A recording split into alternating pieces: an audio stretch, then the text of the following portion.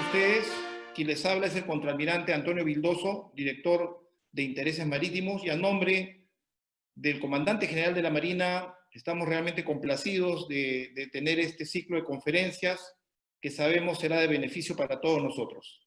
El día de hoy el tema que vamos a presentar es el tema de artillería naval en el Virreinato del Perú a principios del siglo XIX. Nuestro expositor es el contraalmirante Francisco Llavar Acuña, nuestro actual director del Museo Naval del Perú, oficial de Marina, miembro de la Academia de Historia Nacional del Perú y también miembro del Instituto de Estudios Históricos Marítimos del Perú, entre otros logros, junto con ellos su carrera de historiador y de magíster también en la Pontificia Universidad Católica del Perú. Sin más preámbulo, dejo con ustedes al contraalmirante Francisco Llavar. El periodo de la conferencia del día de hoy debe durar aproximadamente entre 55 a 60 minutos. Adelante, almirante Llavar. Muchísimas gracias por la presentación, almirante Vildoso. Realmente estoy muy agradecido por esta oportunidad que me dan de hablar un poco sobre artillería virreinal. Como ustedes comprenderán, no soy un experto en computadoras, o sea que voy a tratar de compartir mi pantalla con ustedes. Les ruego un poco de paciencia mientras hago ese experimento. Entonces voy a dar inicio a esta conferencia sobre artillería virreinal, hablando también un poco de mi experiencia a través del tiempo, estudiar un poquito lo que significa la aproximación a los cañones que hubo en el Virreinato del Perú a través del tiempo. En primer lugar, la primera cosa que uno tiene que saber bien cuando se enfrenta al estudio de la artillería virreinal es que las medidas son diferentes. Las medidas son diferentes hasta el siglo XIX. Recuerden ustedes que nuestro sistema métrico es recién de 1862. Entonces, si uno se pregunta, antes de 1862, ¿qué usábamos? Ahí comienzan los problemas, ¿no? Las monedas no tenían un sistema métrico, sino octal, se contaba de a 8. Y estaban vigentes el quintal, la arroba, la libra para el peso, la legua, la vara, los pies para la longitud, la distancia. Pero no era universal. Habían varios tipos de quintales, varios tipos de leguas, varios tipos de varas, varios tipos de libras. En España y en Inglaterra y en Francia, todos tenían diferentes sistemas. Entonces, eso nos puede causar un primer problema. Por eso les presento a ustedes un pequeño resumen, ojalá que puedan, no sé cómo pueden hacer para bajar la exposición, pero yo la dejo siempre libre, ¿no? ¿Qué cosa es una legua, por ejemplo, española de Castilla? Son 6.666 varas que equivalen a 5.572 metros. Y ahí pueden ver ustedes en la tabla las equivalencias de las medidas de longitud españolas. Van a ser importantes para poder conocer alcances, para poder conocer incluso los tamaños de los cañones, porque muchos de estos vienen con medidas escritas en los propios cañones.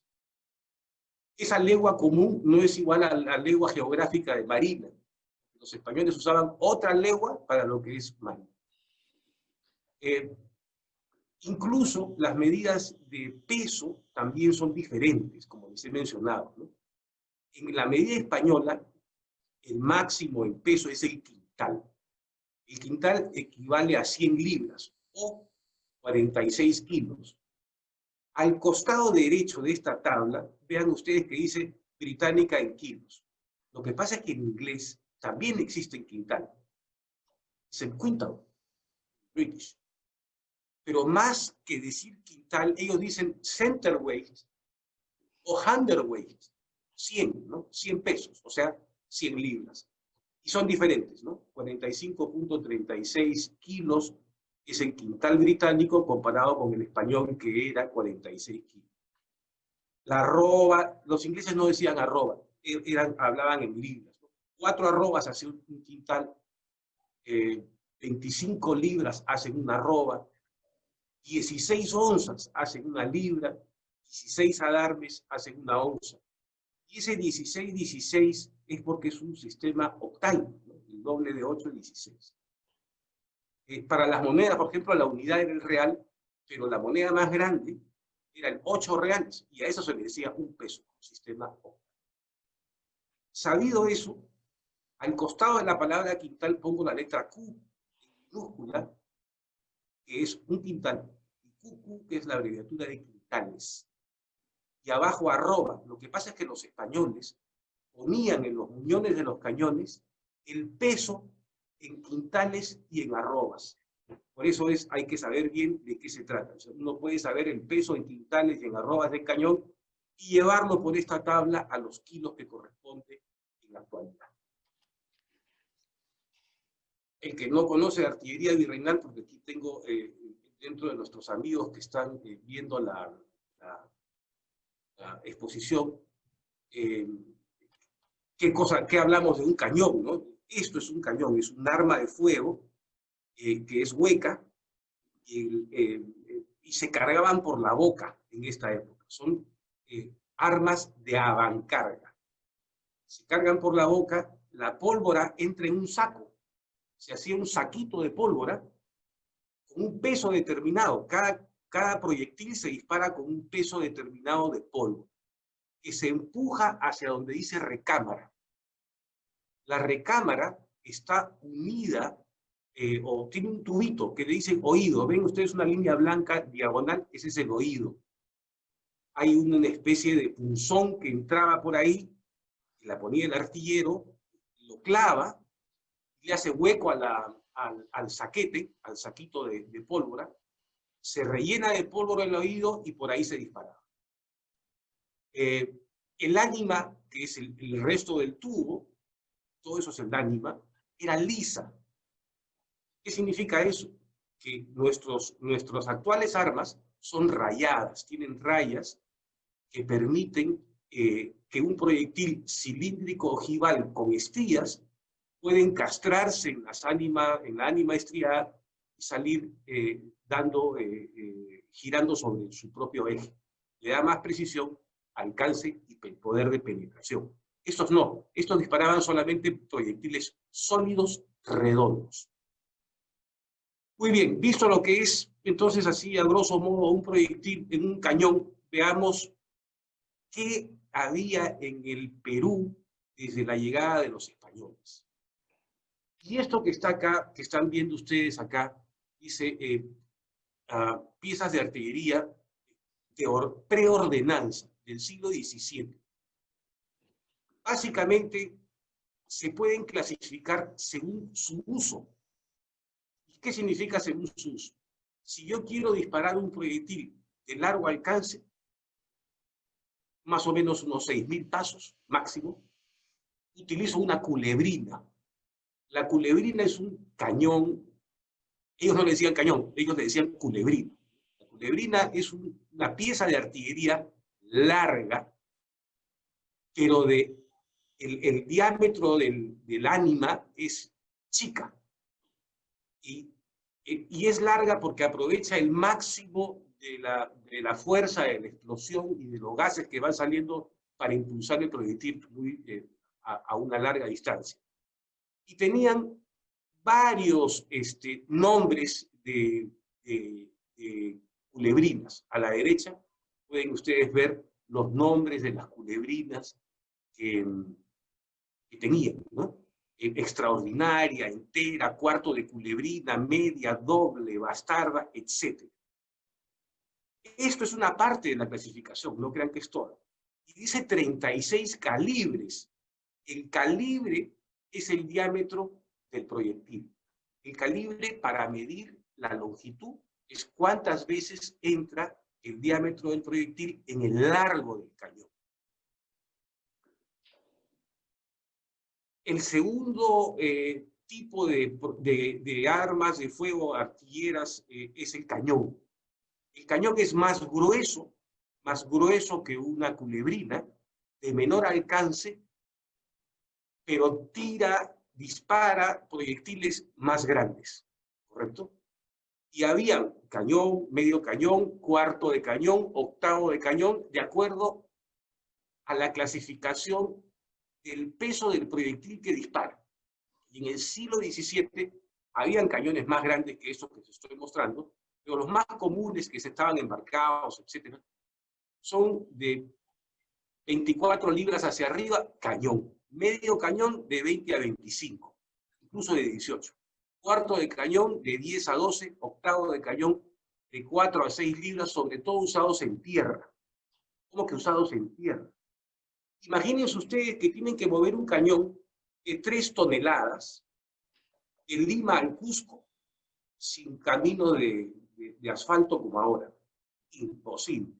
Para un ejército que necesita velocidad en el movimiento, no se podían llevar cañones grandes. El ejército no movía cañones grandes. Movían cañones de 4 a 6 libras, eso es lo que utilizaban, cañones de 4 a 6 libras. Embarcados sí, se utilizaban cañones grandes, o como defensa de plaza, ¿no? En las murallas del Real Felipe, en las murallas de la ciudad de Lima, en la ciudad de Trujillo, se tenían este tipo de piezas grandes.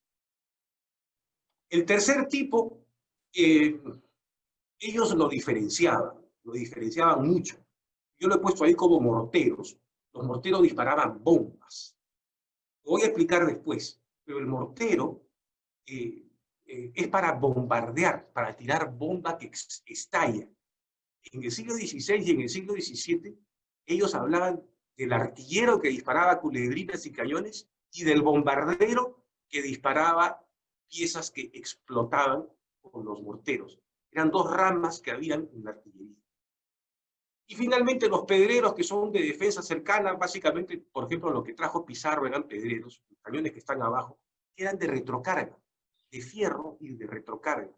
Cañones chicos, fáciles de cargar, fáciles de disparar, y a veces eran peligrosos porque podía salirse la recámara de sus sitios si no estaban bien cerrados. Este es el mortero.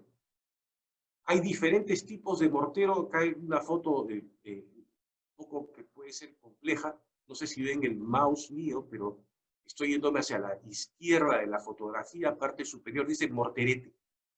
Se embarcaban a veces los morteretes. Estaban fijos sobre una tabla y podían disparar bomba. Y los otros son morteros de otros tamaños, más grandes, que podían disparar o proyectiles explosivos o piedras gigantes. ¿Y cómo se puede ver mejor esto, ¿no? Este es un diagrama de un mortero del siglo XVIII. A la derecha está el proyectil explosivo con su espoleta. La espoleta no es más que una caña con pólvora adentro que va, o una mecha, que al momento de ser disparado el proyectil y el fuego que sale del mortero va a prender la mecha, y en el trayecto del viaje de la bomba va a hacer explosión, y ojalá que haga explosión cuando cae y no arriba. Miren ustedes, en la mano izquierda, al lado izquierda de la fotografía, está el mortero con el proyectil que hemos visto a la derecha. Y la parte que está arriba es la boca del proyectil, de la bomba, que está fuera del cañón, por el temor a que suceda lo que ustedes saben que puede suceder. Como todos ustedes son menores que yo, deben de recordar esto. ¿Se acuerdan ustedes del Correcaminos y del Coyote? El Coyote siempre quería tirar al Correcaminos sus proyectiles marca Acme. Eso es lo que es la bala de un mortero. Si la ponen dentro de un cañón, este tipo de proyectil entra dentro de un cañón, la explosión y los gases van a hacer que dentro del cañón el proyectil estalle. Por lo tanto, a nadie se le ocurría disparar una bomba desde un cañón. El cañón que dispara proyectiles explosivos de manera exitosa recién aparece en la década de 1840. Y el Perú es uno de los primeros países en Hispanoamérica en comprar artillería que podía disparar proyectiles explosivos. El RIMAC, que fue nuestro primer vapor de guerra, trajo 2 terroríficos cañones para su momento que disparaban proyectiles explosivos de 68 libras. Y si quieren ver esos cañones, vayan a la Comandancia General de la Marina, porque ambos cañones fueron rescatados del fondo del mar. Acuérdense ustedes que el RIMAC se hundió, y ambos cañones bomberos están ubicados a la entrada del edificio de la Comandancia General de la Marina. Esos son cañones bomberos, los primeros que tuvo el Perú, comprados en 1847 y llegaron al Perú en 1848. Muy bien, si queremos hablar de artillería del siglo XVII, y alguien quiere buscar una mejor explicación, que va a ser fácil encontrar una mejor explicación que la mía, pues vayan a Google Books y busquen este libro, Tratado de la Artillería por un señor de apellido Ufano. Fue escrito en 1613, y con él ustedes pueden, es muy entretenido el libro, pueden ir viendo cómo eran los cañones del siglo XVII. Para darles una idea, estas son, por ejemplo, culebrinas legítimas, es decir, que obedecían a las distancias del calibre con respecto al tamaño del cañón. Esas son legítimas, porque están bien hechas de acuerdo a la distancia. Pero las habían de otro tipo. Por ejemplo, las habían culebrinas bastardas, son más gruesas que las legítimas. Y hay, como pueden ver ustedes, de varios tipos. Culebrinas extraordinarias, porque son más largas de lo normal. Todo esto tiene un porqué, ¿no? Si querían batir blancos más lejanos, pero miren la boca de estas culebrinas extraordinarias. El ánima es muy pequeña. El alcance era llegaban muy lejos, pero el proyectil que llegaba era chiquito. Muy bien. Ya en el 1613 el mortero existía y la bomba también, solamente que se tenía que disparar con este tipo de pieza de artillería, donde digamos que la mecha estaba protegida en el momento del disparo. Y hay una cosa curiosa que les va a gustar a los marinos. Bueno, aquí son diferentes tipos de bomba que usaban los morteros, ¿no? Diferentes tipos de bombas, todas con mecha o con espoleta. ¿Y qué pasaba si se hundía un buque con cañones y había que recuperarlos? Porque los cañones normalmente eran de bronce y se podían reutilizar. Pues mandaban un buzo a sacarlo. Ufano escribe en su libro que durante la batalla de la isla Terceira, en las Azores, cuando Felipe II incorpora a Portugal a la corona española, se hundió un buque que tenía buenos cañones y utilizaron buzos para poder rescatarlos. Y él aquí dibuja cuál era el traje de los buzos de esa época. Esos de cuero, forrados en alquitrán, tenían anteojos visores muy bien sellados, de vidrio, aunque se quejaban que no eran buenos de vidrio porque se podían romper, y preferían la coraza, una parte del cuerno bien tallada, que eran medias transparentes. Y lograron reflotar varios de estos cañones que les interesaba rescatar. O sea que ya desde, fíjense ustedes, principios del siglo XVII, este trabajo de buzos es muy interesante.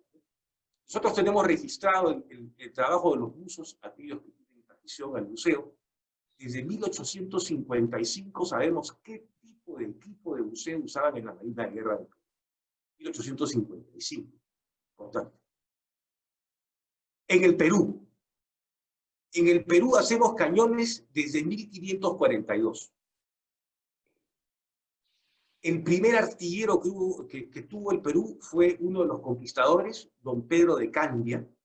Candia es el sinónimo de Creta. En esa época a Creta se le decía Candia y era cretense.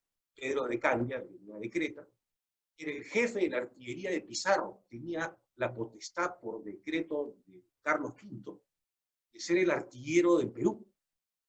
Y en la rebelión que hubo de Almagro, el mozo, el hijo, contra Vaca de Castro, el gobernador del Perú, pues Pedro de Candia fundió en Huamanga 17 con unos griegos amigos suyos que le decían levantistas.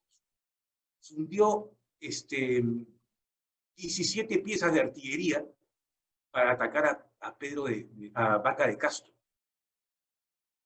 Pero parece de que la primera salva de artillería de Pedro de Candia no dio en el blanco.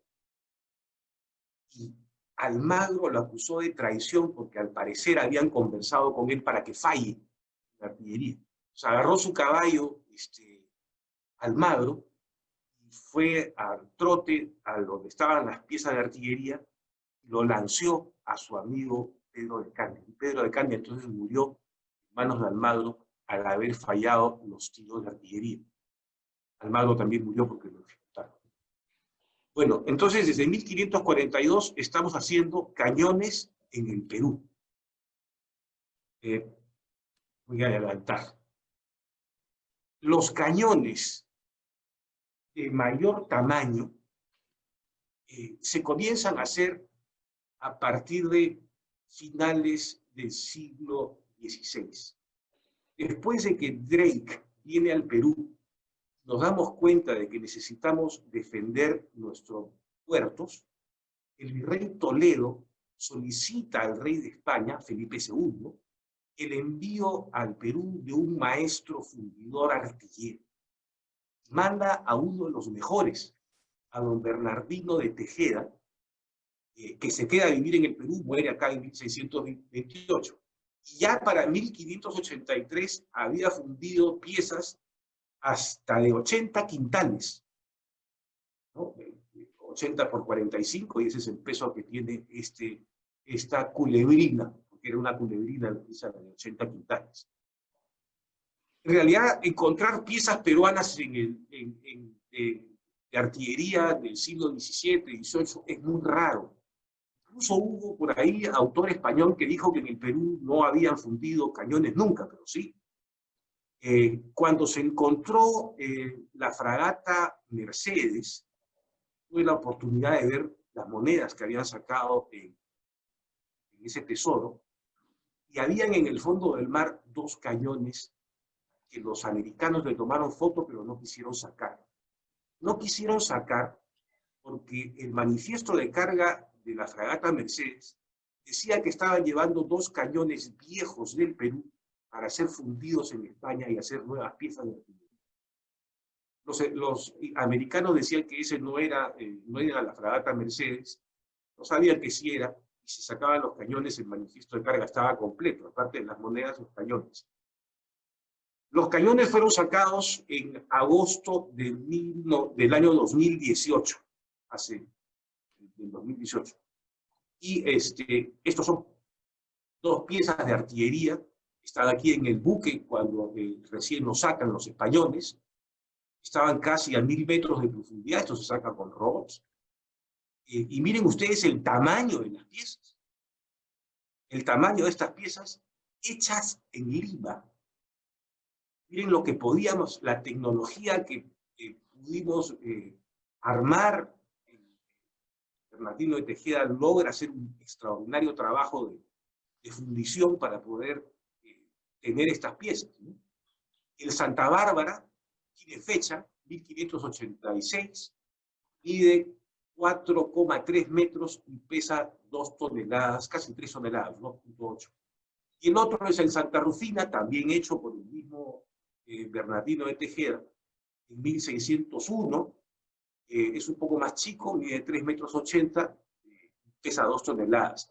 Bernardino de Tejeda, como otros fundidores, son en realidad artistas. Hacer esto es una obra de arte, es uno por molde, porque cada uno tiene nombres distintos que le van poniendo a los cañones. Hizo, por ejemplo, la campana de la Catedral de Lima. La campana Nuestra Señora de la Concepción, que está en la catedral. Y estos cañones ahora están en exhibición en España. Son cañones peruanos, pero están exhibidos en España.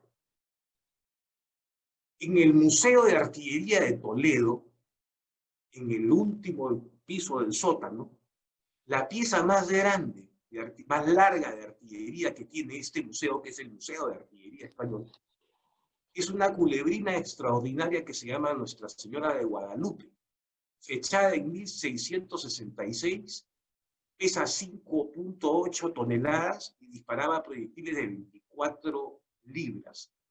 Fue enviada del Perú a España. Es hecha en el Perú. Lamentablemente está prohibido sacar fotos. No pude pues, hacer mejor cosa, ¿no? Por supuesto, yo no he tomado la foto, ¿no? Esto es lo que pude hacer, solamente para poder... La pasión por tener la fotografía. Ahí tiene pues, la culebrina. Y esta es de la página web. Se puede ver el largo completo de esta culebrina, toda adornada, típica del tiempo barroco. Una belleza de pieza de artillería hecha en Lima. ¿Qué otros cañones hay del siglo XVII? En Washington hay una serie de cañones peruanos y en San Francisco. ¿Qué es lo que sucede? En el siglo XVIII, el Perú envió a México, para que sea dotación de los puertos del Pacífico, una serie de cañones peruanos. Es más fácil mandarlos por buques desde Lima que crucen desde Veracruz hasta el Pacífico. Entonces se mandaban desde acá. Y estuvieron en el presidio de San Francisco hasta 1847, cuando los americanos conquistaron California y se apoderaron de California, pues se apoderaron del fuerte que estaba ahí, del presidio, y los cañones fueron llevados unos a Nápoles, estos están en la escuela naval, y los otros quedaron en San Francisco. Normalmente estos cañones tienen en la parte cercana a la culata el escudo del rey. Siempre está ahí, el escudo de España. Y después de los delfines, hacia la boca, está el escudo del virrey que los mandó a hacer. Más hacia la proa, prácticamente en la boca del cañón, está el nombre del fundidor, el año del cañón. Y aquí pueden ver ustedes en la parte inferior, no he colocado a los que tienen escudo del virrey, que digamos son los más fáciles, ¿no? Si muere el virrey en ejercicio y no ha llegado el otro, gobernaba la Real Audiencia de Lima. Por eso el del centro, la fotografía del centro inferior, dice que ese cañón ha sido hecho gobernando los señores de la Real Audiencia de Lima. La fotografía de la derecha dice Alfa Delta 1673, Anno Dominum 1673. Y a la izquierda dice S. Álvaro. El cañón se llamaba San Álvaro. Cada cañón tenía un nombre diferente, entonces había que hacer un molde diferente. Por eso son obras de arte únicas. Sigamos. Este lo hizo Sebastián de Cubas, ¿no? Su nombre está ahí. Si ustedes ven la proa de la boca del cañón, las letras, se ve Delta, Q, Charlie Uniform Bravo, Cubas, es el nombre del fundidor. Normalmente dicen Cubas me fecit, latín, Cubas me hizo.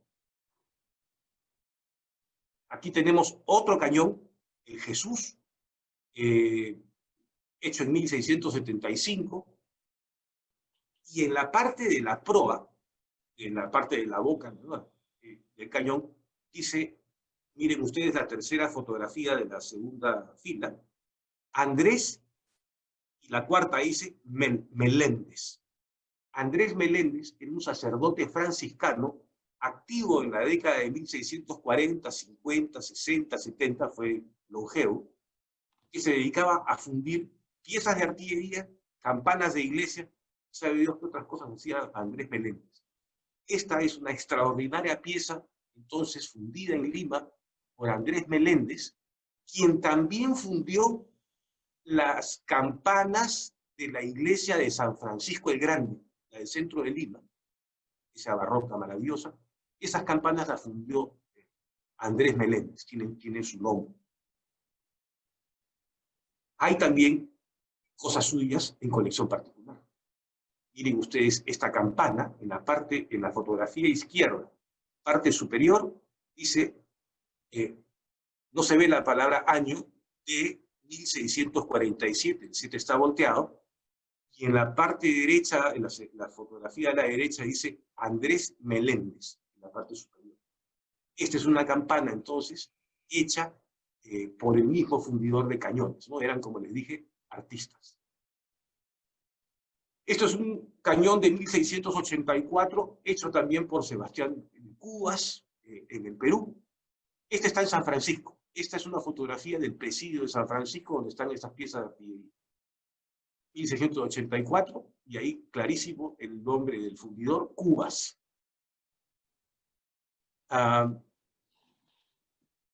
Y bueno, este es el escudo de España, lo ven ustedes en la parte central de la fotografía. Tiene un águila con dos cabezas, fuera del escudo de España. Lo que pasa es que la casa reinante en España, todo el siglo XVII, va a ser la casa Habsburgo, que tiene como principal símbolo heráldico un águila bicéfala. No es propia de los Borbones, es propia de los Habsburgo, el águila de dos cabezas por emperadores, ¿correcto? Entonces, por eso acá tiene el águila de dos cabezas, propia del siglo XVII Borbón, Habsburgo. El escudo de Lima tiene también el águila de dos cabezas, porque Carlos V, que apellida Habsburgo, entrega el escudo a la ciudad de Lima con su símbolo de un águila imperial bicéfala. Entonces el escudo de Lima lo que tiene no son dos jotes o gallinazos, sino es un águila bicéfala que se miran las dos caras, ¿no? Hay varias concepciones de cómo armarla, mirando hacia afuera como estos, mirando hacia adentro. Pero va a ser importante saber eso para determinar el origen de uno de los cañones que les voy a mostrar en un momento. Aquí tienen el escudo del virrey del momento, o sea, eso está, digamos, hacia la proa del cañón. El galeón San José, por si acaso, capitana de la Armada de la Mar del Sur, regresaba de Panamá exitosa después de haber batido a los corsarios, y cuando llega a Paita, cargando alrededor de 24 cañones de bronce fundidos en Lima, bajó el comandante en Paita, así a vista de playa, porque son embarcaciones pequeñas. Cuando está llegando con su chalupa y los dos marineros, el buque estalló y desapareció de la faz de la tierra. El comandante y los dos marineros fueron los únicos supervivientes del mayor desastre naval de la historia occidental del Perú, ¿no?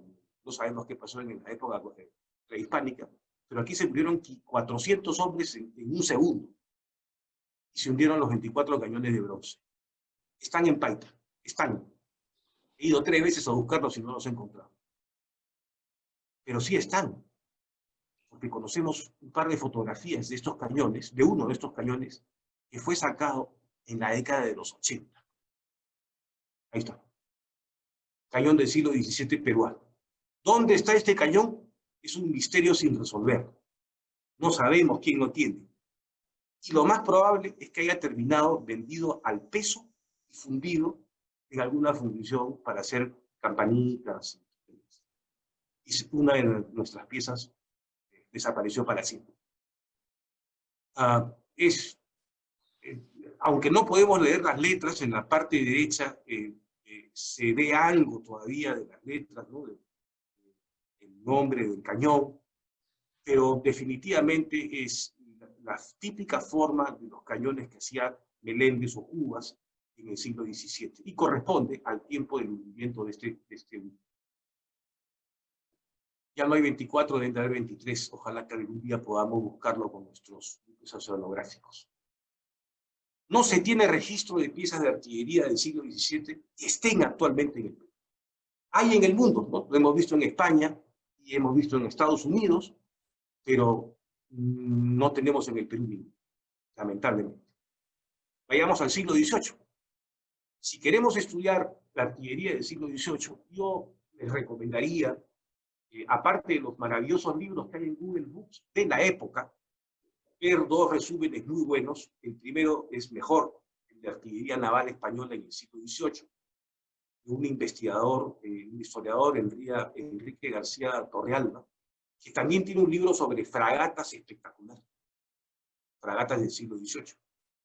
Y el de la derecha, la artillería en España y América, el periodo es muy largo, del siglo XV al XVIII, es un libro mexicano muy bien ilustrado, pero técnicamente hablando yo preferiría el de la izquierda, aunque el de la derecha es magnífico por las fotografías que tiene y por el contenido, indudablemente. Entonces, si quieren estudiar algo de eso, ahí tienen lo que pueden ver, ¿no? ¿Qué cosa hay importante en este tiempo? En 1700 muere el último rey Habsburgo, Carlos II, y va a sucederlo un Borbón francés, don Felipe V. Y el rey Felipe V, con moda francesa, con un ordenamiento francés mejor que el español la última parte del siglo XVII, trae ese ímpetu de las reformas borbónicas, administrar mejor el reino, etc., y organiza los calibres, organiza los tipos de cañones que habían en España, y a eso lo manda en una real ordenanza. Por eso, en inglés, en Estados Unidos, los cañones son cañones de ordnance, de ordenanza, porque copian los que llevaban la batuta de la artillería en el siglo XV, en el siglo XVI, en el siglo XVI, siglo XVII, eran los españoles. Y de ahí viene la palabra ordnance, ¿no? De la real ordenanza. Bueno, y van a mejorar la clasificación de los cañones, culebrinas y morteros. Abajo tienen los dibujos de cómo ya van a... Esos son originales, aunque insertos en un texto moderno, ¿no? De las piezas de artillería del siglo XVIII, que como les digo, se estandarizan en el siglo XVIII diversos tipos de piezas. Y ya comienzan a aparecer todos los nombres completos que pueden encontrarse en los cañones de este tiempo. Esta lámina es muy ilustrativa, porque nos va a permitir conocer los nombres de las partes de los cañones. Son tan bonitos a verlo, ¿no? Primer cuerpo, segundo cuerpo, tercer cuerpo. ¿Qué cosa es el brocal que está en la proa, junto a la boca del cañón? Los adornos que la rodean son orlas. Las cintas gruesas que dan la vuelta al cañón se llaman junquillos, etc. Entonces, eso baja el número de escudos. Ahora ya no se pone el escudo del virrey, solamente el escudo del rey. Noten ustedes que el escudo del rey en popa ya no tiene el águila bicéfala, porque ahora están gobernando los borbones. Para Marina también se reglamentan nuevos cañones y sobre todo se van a hacer en España cañones de fierro. El cañón de bronce es mejor que el cañón de hierro de esa época. El cañón de hierro revienta y pues mata a mucha gente. Y revienta sin avisar. Sin avisar significa que el cañón de bronce comienza a rajarse cuando va a estallar. Por eso lo prefería. Pero el bronce, que es más pesado que el fierro, es más caro. Hacer un cañón de bronce de 24 libras va a ser menos pesado que uno de fierro de 24 libras. Oiga, pero no me dice usted que el bronce pesa menos. Sí, pero resiste más. Entonces puede ser más delgado. Y a la larga es menos pesado el de bronce que el de fierro. Y es mejor, porque no revienta. El problema es que no hay mucho cobre en Europa. Sí en América. Entonces en el Perú se hacían de bronce, a diferencia de en España, que se hacían de fierro. Y vamos a ver qué piezas peruanas hay del siglo XVIII, porque la artillería también es rarísima. Este está en el Museo del Ejército. A veces en el Real Felipe, lo que pasa es que hay que clasificarlo bien, ¿no? Este cañón, que se llama Santa Bárbara, la parte inferior lado izquierdo, cerca a la culata, dice S. Bárbara. El nombre del cañón es Santa Bárbara. Y miren ustedes que en la fotografía inferior, en el medio, se ve una larga frase que dice: quien a mi rey ofendiere, 40 cuá, y se ve ahora en la fotografía de arriba, cuadras me espere. Y después dice alfa delta, que significa año D. La letra delta tiene una E insertada, un palito al medio. Año de 1741. Y le faltan los muñones. En realidad, el ejército había olvidado cómo se había conseguido este cañón. Se creía que era del Real Felipe, que guardaba por ahí. No es el Real Felipe. Esa es la copa. Miren ustedes, el cascabel no está. Y acá dice Ave María, dice alrededor. Un mundo pues muy religioso, ¿no? Ave María, el nombre de Santa Bárbara. Este cañón, en realidad, aparece registrado en 1899 y fue encontrado el año 96 en Ceja de Selva por el coronel Yesu. Miren ustedes la fotografía del cañón. Se le ve un muñón que está, digamos, salido de la tela, ¿no? O sea, hay un muñón ahí. Pero en la fotografía anterior, el muñón no está. No está. ¿Dónde está el muñón? Bueno, ahí está el muñón. Lo cortaron, sin duda lo cortó el capitán B.G. Ávila el año de 1919. Lamentablemente no está para arrestarlo, pero el cañón fue recortado en tiempos modernos, para poner el nombre de uno de los capitanes, que quiso perennizarse en 1919. Una linda pieza del siglo XVIII, es la única que conozco yo en los museos del ejército. Pero es chiquita.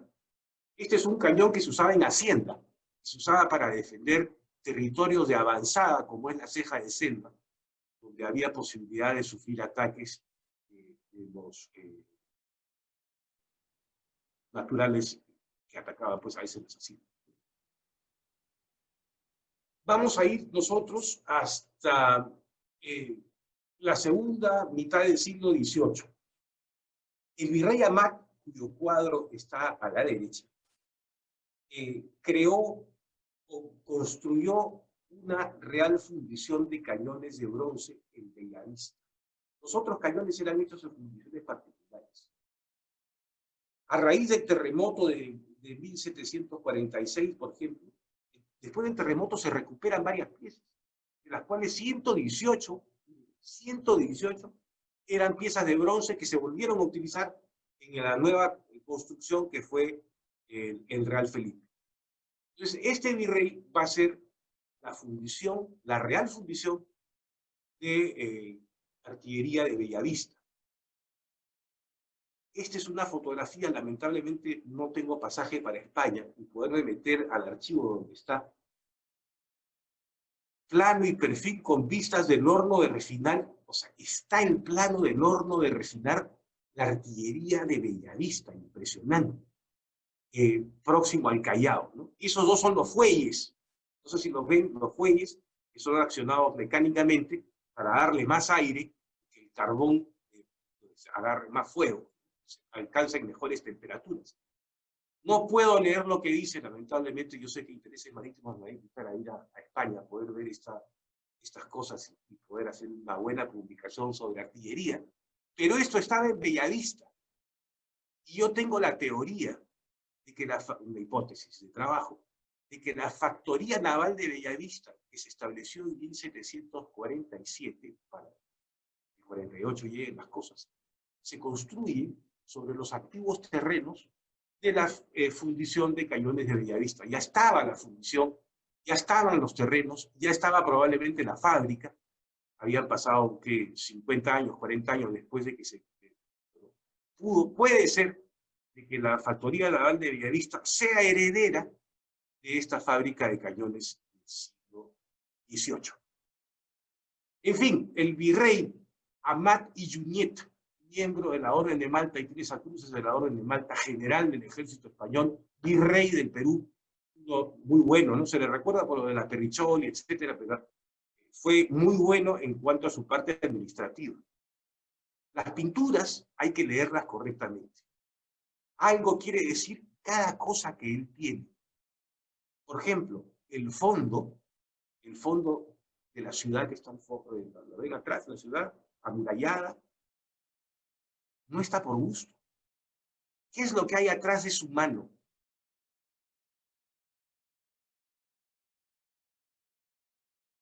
Él trajo la idea de fundir morteros en la factoría naval de Bellavista. Y lo que está mostrando acá es cómo utilizar los morteros en el sitio de una plaza y bombardear. ¿Correcto? Y no solamente es una buena pintura de lo que sabemos hizo. Acá están los planos confeccionados en Lima de los morteros que se fundieron en el Perú. Y ahí está, reinando el señor, el mortero este de la derecha, lo que dice, reinando el señor don Carlos III, siendo virrey, gobernador y capitán general, el excelentísimo señor don Manuel de Amat y Junet. Se fundieron en Lima, año de 1763. Y ahí está el nombre del fundidor, por Pablo Torrens. Miren ahora la parte izquierda y van a ver el corte del cañón. La parte de la pólvora, donde no va la bala, está, digamos, dentro de esa esfera de bronce, y la bala se pone en la parte de arriba, siempre mirando la parte donde está la espoleta hacia afuera. Se hicieron dos tipos de estos cañones, es de esta pieza de artillería, morteros, esa y esta, ¿no? Son dos modelos que se hicieron en Lima. Ninguno de estos se conoce. Sabemos que se hicieron, pero no han quedado. Hubo literatura hecha en Lima. Este es un tratado de artillería y bombardería. ¿Se acuerdan que le dije que ellos diferenciaban entre el artillero y el bombardero? Este es un tratado de artillería y bombardería, hecho en el Perú, dedicado al virrey Amat y Junet por uno de sus oficiales de artillería, que escribe este texto para el estudio de cómo hacer cañones y cómo fabricar pólvora. Un lindo libro, lo pueden encontrar en Google Books, el que lo quiere buscar. Estas cosas ahora con la pandemia son gratis. Tienen unos grabados espectaculares de la artillería que se fundió en Lima. Se fundió en Lima. Por suerte, sobreviven cañones del siglo XVIII. Este es uno de los cañones del siglo XVIII. Está en el Palacio de la Moneda, en Chile. Y en la fotografía del lado derecho está la explicación. Siendo virrey el excelentísimo señor don Manuel Amat y Junet, año de 1772. Cañón fundido en Lima y enviado a Chile en tiempos de la colonia.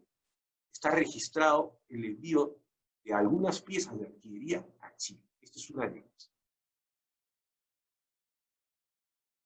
Estos cañones están en el pueblo de Lebu, en Chile, y tienen nombre. Esos dos cañones que se ven en la fotografía superior izquierda, ahora miren el recuadro derecho. Uno se llama el Marte y el otro se llama el Rayo. Y en la boca del cañón, en la primera fotografía de abajo, izquierda, dice marzo 1866. Son cañones que en marzo de 1866 fueron rayados. Acuérdense que les dije que eran de ánima lisa. Estos fueron rayados para poder disparar munición tipo proyectil cilíndrico ojival como usamos hoy. Ya estaban en Chile desde la época colonial estos dos y los otros dos que hemos visto en el Palacio de la Moneda.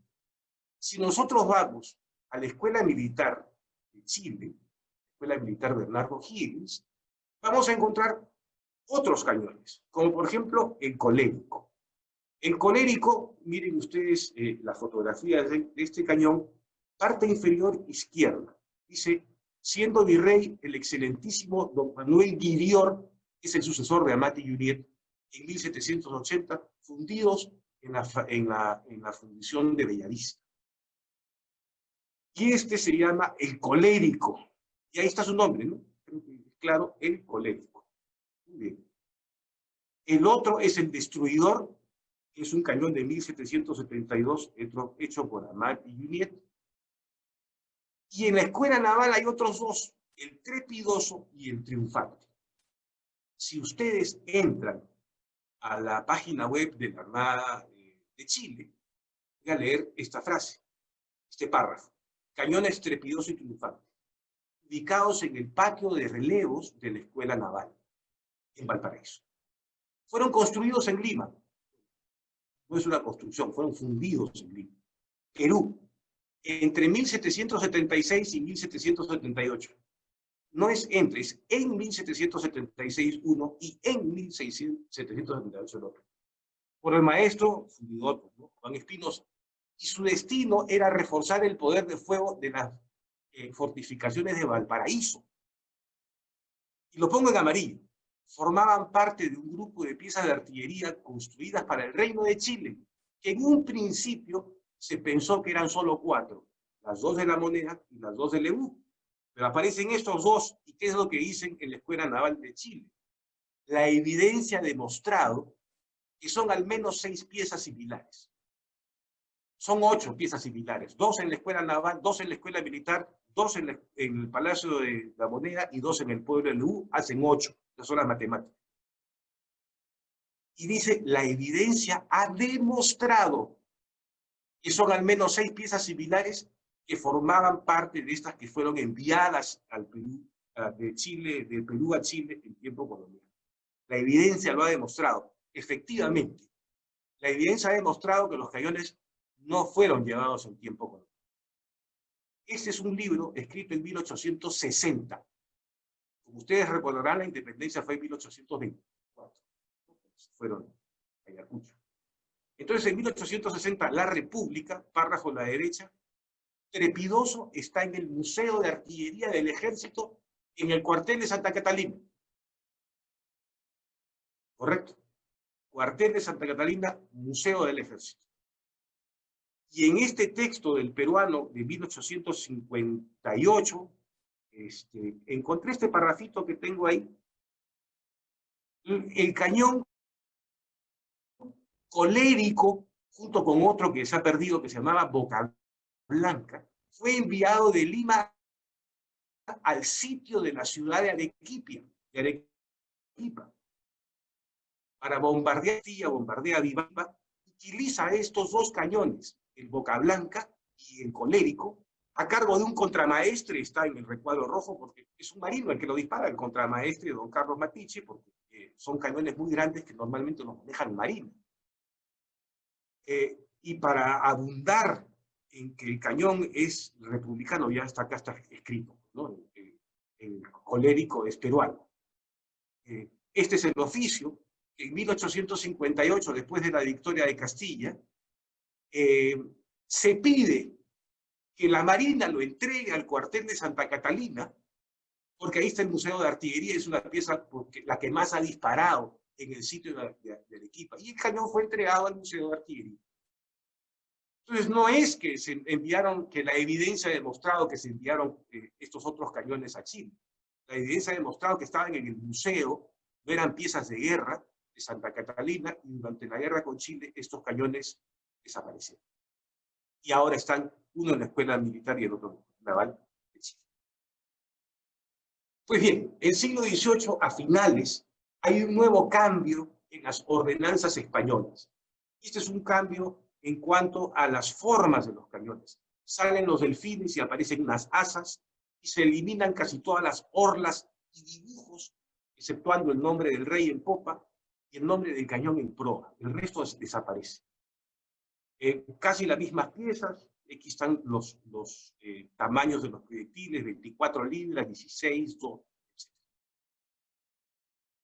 ¿Qué es lo que sucede? La fábrica de cañones de bronce del siglo XVIII cierra a finales del siglo XVIII, pero se vuelve a abrir, ya no en Bellavista, sino en el centro de Lima. ¿Quién la abre? Bueno, este es un cañón de campaña chico, ¿no? Un cañón de bronce que se hacía en el Perú. La abre este señor, el virrey Abascal, militar, un general. ¿Y qué es lo que hace el general Abascal? Se da cuenta que no están haciendo cañones en Bellavista y construye una fábrica de cañones y cuartel de artillería, Santa Catalina. Santa Catalina era una fundición de artillería de cañones de bronce. Es una foto antigua de Santa Catalina, donde en la puerta pueden ver ustedes unos cañones clavados que ya no están.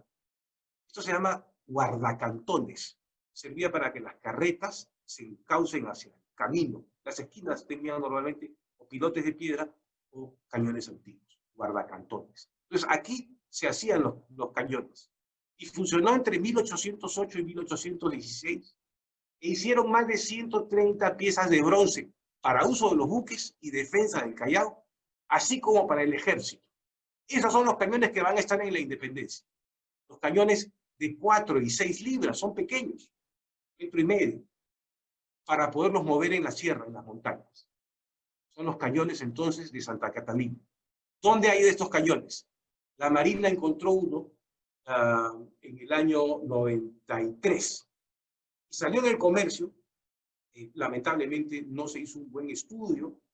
Y miren ustedes la fotografía del lado izquierdo. Dice, por 170 años permaneció bajo el agua. Y ahí están mostrando que es un águila que puede ser el águila, decía, de Castilla, toda una historia alrededor de esa águila. Lo que pasa es que la mostraron al revés. Yo lo vi cuando tomaron esta fotografía, era teniente. Caí por ahí, como me gusta la artillería, lo fui a ver y dije, señores, ese cañón es peruano. Tuve un pequeño problema y me tuve que ir. El cañón es peruano, porque yo lo he visto. Y he visto el águila, y el águila decía, tenía 2 letras, la letra India y la letra Kilo. Y Johanna et Carolus, Juana y Carlos, es el escudo de Lima entregado por Carlos V, porque este cañón, que después lo pudimos restaurar correctamente, se lee el año de construcción, dice octubre de 1806. No es inglés como por aquí se puso en este artículo. Los ingleses no funden con letras en castellano. Vamos a ver un poco más de fotografía de este cañón. Esta es la fotografía al revés. Debería de estar así. Ven ustedes el águila de 2 cabezas. Y aquí pueden ver el águila de 2 cabezas del año 1808. Qué curioso, el mismo año. De la medalla acuñada en Lima por la jura al rey Fernando VII. Con la letra K y la letra I a la derecha, Carolus y Juana, que es el escudo de Lima, que es lo que tenía este de acá. Lamentablemente, en el proceso de restauración del año 93, lo arenaron al cañón. Y al arenarlo, se perdió todo. Quedó solamente el bronce, y después no se le hizo un muy buen mantenimiento. Esto es cuando cayó el año 99, 2000, lo pudimos arreglar y hacer un buen tratamiento al cañón, aunque después de vino a menos. Aquí estuvo en la Comandancia General y aquí abajo dice octubre de 1808, aparentemente. O sea, son uno de los primeros cañones que se fundieron en Santa Catalina. Fue encontrado por los buzos, pescadores, y trataron de robarle el cascabel de popa. Por eso el cascabel, si miran en popa, una raya. Esa es la sierra que le estaban metiendo para cortarlo los pescadores. El gigante fue salvado. El cañón, ¿no? Pero le han robado las asas, lamentablemente. Después lo llevamos al museo el año pasado. Sí, el año pasado lo llevamos al museo. Estaba ya de este color y le hicimos un tratamiento pues químico, electroquímico, para poderlo recuperar. En el buñón se lee, acá dice bronces viejos, aunque usted no lo cree, ¿no? Bronces viejos, y abajo dice Perú. Significa que se usaron bronces del Perú viejos, campanas, cañones antiguos, se fundieron y se usaron en esto. En el lado izquierdo del cañón se ponía en el buñón de donde provenía el bronce, y en el lado derecho su peso. Solamente se puede leer bronces viejos. Hay otra fotografía. Al final se lee la letra Sierra en la parte de Eco Sierra, ¿no? Bronces, y abajo Oscar Sierra. entonces viejos. Ahora está dispuesto de esta manera en el Museo Naval, replicando la borda de una fragata, apuntando por la porta hacia el mar. Este es un mortero que estaba en el Real Felipe, no sé dónde estará ahora, estaba en el Real Felipe, es un mortero hecho en Lima, es de los morteretes, es uno pequeño, es el más pequeño de los morteros hechos en Lima, que no podía moverse, era fijo, tenía una posición fija. Y acá dice, fundido en Lima en enero de 1809, o sea, que es, digamos, que contemporáneo a la que hemos visto anteriormente, y su peso 78 quintales, ¿no? Esta es la primera medalla naval peruana, es virreinal. Y ahí podemos ver ustedes, es un premio al valor que dan los españoles, la parte inferior tiene dos cañoneras pequeñas, porque las cañoneras llevaban cañoncitos de bronce hechos en Lima. Ustedes la ampliación de la fotografía, se pueden ver aquí los cañoncitos que llevaban estas cañoneras, que eran veleros que llevaban cañón. Y esto es una historia bonita porque esta casa que ya está desaparecida es la casa del señor Castañeda, un armador millonario que tenía muchos buques, barcos, y alquiló sus barcos en la época virreinal, en la época de la independencia, alquilaba sus barcos al gobierno virreinal. Y la casa fue derruida en el centro de Lima. Lo que está a la izquierda es un mascarón de proa de una fragata, probablemente la fragata Presidente. Lo tenemos ahora en el Museo Naval. Vayan a visitarlo cuando termine la pandemia. Es un mascarón que mide más de 3 metros. Una belleza. Y ese cañón que están ustedes viendo, pequeño, fue encontrado en Huacho por los pescadores. Está en una colección particular. Fue salvado de la fundición, digamos, porque este iba a ser fundido y fue comprado por el coleccionista. Miren lo que dice. Acá a la izquierda, en la fotografía central, hay un escudo que no es el de España. Dice Castañeda. Castañeda. Año de 1797 en la parte inferior, o sea, este es un cañón del siglo XVIII. Y en la cinta de la parte izquierda, pues hay que tener buen ojo para leer que dice el arrogante. Es una moda poner este tipo de escudos. En la parte derecha he puesto el capitel de una de las paredes de Santa Catalina. Y ahí van a ver la misma disposición de escudos con casco y cosas que hay en el cañón central. Es un cañón hecho para particulares. Los particulares mandaban a hacer su artillería para defenderse de los corsarios. Y hemos encontrado este cañón alquilado para el gobierno virreinal para ser utilizado como cañonera.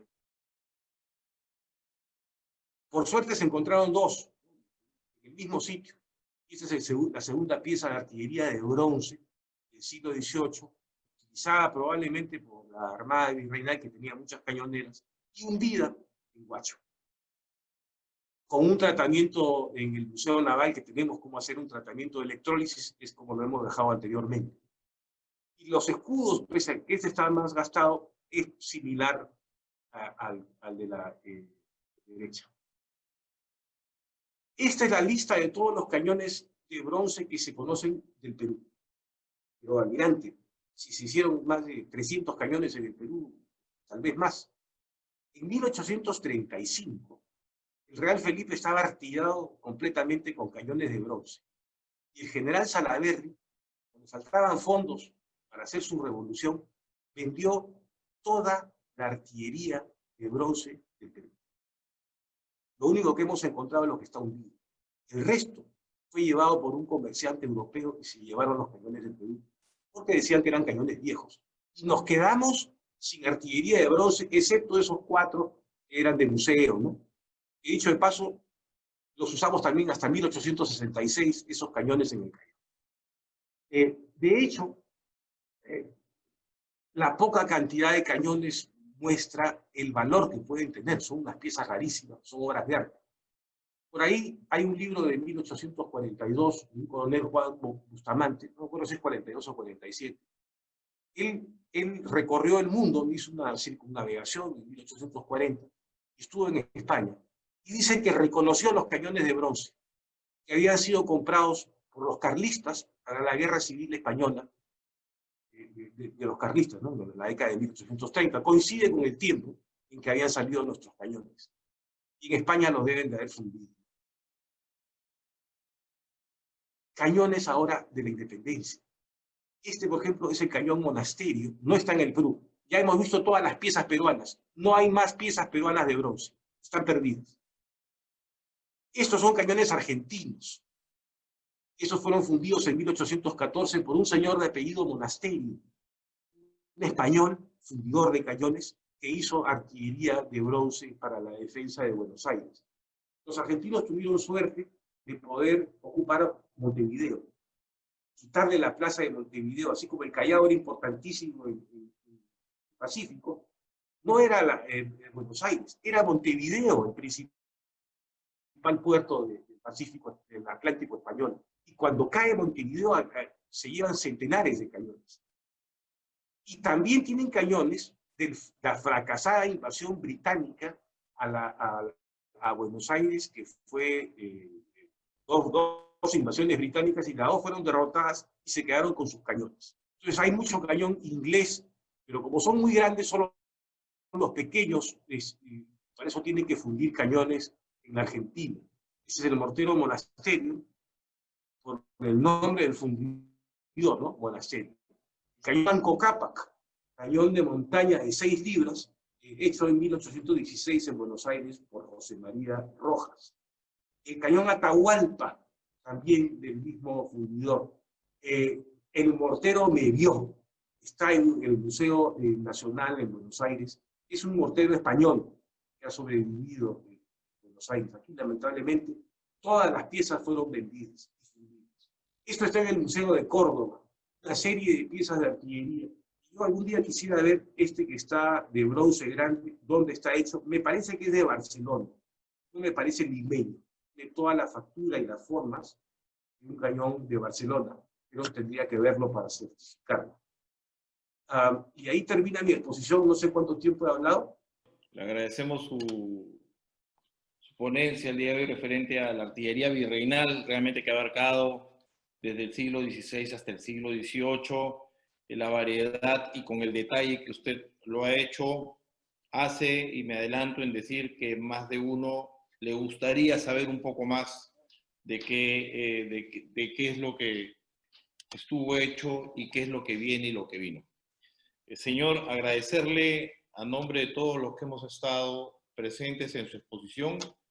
Realmente hemos quedado satisfechos con su presentación y no nos queda otra cosa más que agradecerles a todos nuevamente por este segundo seminario, esta segunda presentación, y quiero pedir en línea un fuerte aplauso para nuestro expositor, el almirante Francisco Llaga Acuña. Gracias.